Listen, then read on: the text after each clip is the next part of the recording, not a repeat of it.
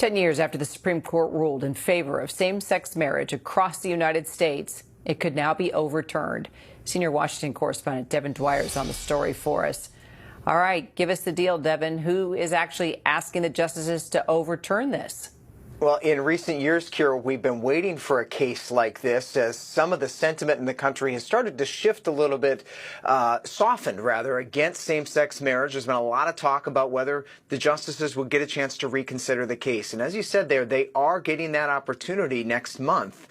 We've learned that Kim Davis, she's that Kentucky clerk from back in 2015 that was at the center of international controversy when she refused to issue marriage licenses to a gay couple in Kentucky in defiance of the Supreme Court. She spent 6 days in jail.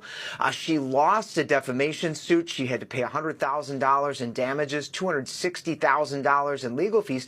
That's what she's appealing to the Supreme Court. But it's the first time, Kira, that anyone has technically asked the justices explicitly to overturn Obergefell v. Hodges, which was that landmark ruling. And she does just that. Her counsel in this petition, which was filed last week, says that decision was egregious wrong. And if that sounds familiar, that's the same type of argument that was made by opponents of abortion when they sought to overturn Roe versus Wade just a few years ago. So a lot of eyes on this petition. It's unclear whether the court will take it up, but certainly a lot on the line. Well, is there any indication that justices will consider hearing arguments?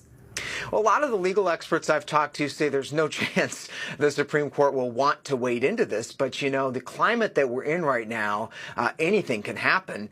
Certainly, we are in the midst of a campaign against same-sex marriages across the country. At least 9 states so far have either passed legislation seeking to end those rights or specifically asked the Supreme Court, send resolutions to the Supreme Court asking them to revisit.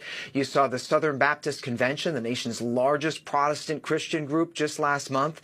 They voted to make overturning Obergefell a top priority. So there's a renewed effort by activists in this space to try to get the attention of the Supreme Court. And a lot of them, Kira, are pointing to comments by Justice Clarence Thomas, the senior conservative, who after the Dobbs decision, the one that overturned abortion rights in this country, he said in his opinion that he thinks it's time to take a look again at marriage rights. So anything can happen. It's on the table, but most legal experts think that the chances are less likely than not, Kira.